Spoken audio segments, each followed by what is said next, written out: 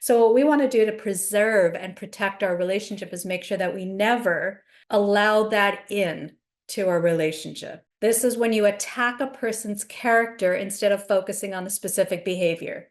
And these are four things that when they're present in any relationship, it will lead to the end of the relationship.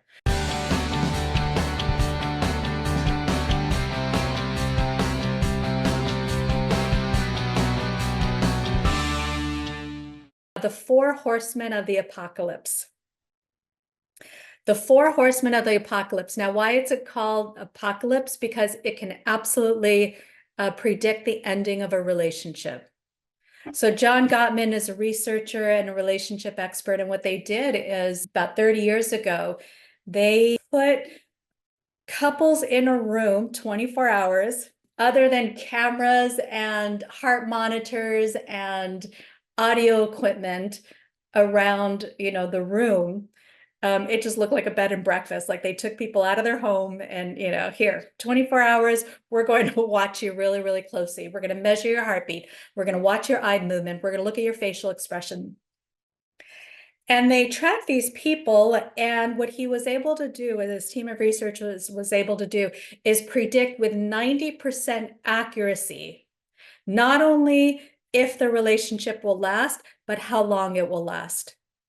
6 months, 3 years, 5 years, and 90% accuracy on when the relationship ended, when that was the couple divorced.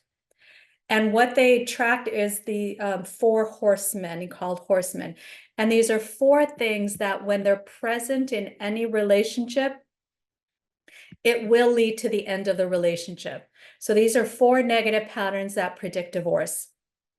So the first one is criticism.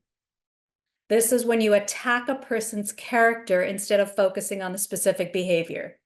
You don't even know how to take out the trash, or you always leave a mess whenever you cook, or you're just such a, again, fill in the blank. Are you an idiot? You can't figure this out on your own. Like, why are you, those kinds of things. It feels even yucky for me to say, give the examples, but we've all heard this. The second one is contempt.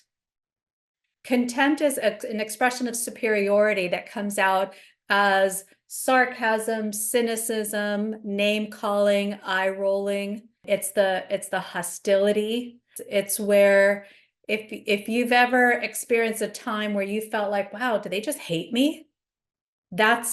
You've been treated with contempt, where they just really look down on you.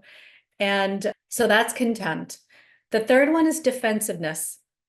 That's where I'm protecting myself. That's where I'm playing victim. That's where I'm, I don't always leave the dishes out. Well, what about you? You've left the dishes out too. It's that stuff where I'm constantly defending myself. And the last one is stonewalling. Stonewalling is withdrawing from the conversation without resolving anything. Now, it takes a while for stonewalling to come into a relationship, and it's usually the man that stonewalls. He's the one that will sit in a conversation. He's got his arms, he's staring at the wall while she's nagging or berating him. He's like done. The only difference between stonewalling and, say, taking a break, or like, I just want to go and get quiet, or you know what, I can't deal with this right now, or being kind of silent, is the internal dialogue. It's your, the partner's going on and on and on about, you're just this and you're that, and look at you put us in this mess, and just constant. And the person's like, the internal dialogue is, oh, I just hate this person, or she's always, she's just nagging. There's just like there's a wall, and we've seen people or couples that are like that, where they're sitting there and they're just boiling up, right? It's the boiling because of the internal dialogue. And what they've seen is, at that point, again, the internal dialogue is negative, the person's frozen, and their heartbeat goes above 100. So again, it's think of it as boiling from the inside out.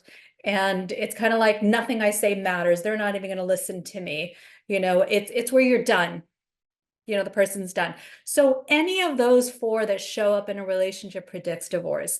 So what we want to do to preserve and protect our relationship is make sure that we never allow that in to our relationship, like never. And if for some reason it creeps in, then we, number one, from both sides, one is take responsibility, notice it, and look at where that's coming from. And we'll kind of look at the antidote for each of them. So that's if you're the sender of it. If you're the one that finds yourself, you're constantly criticizing.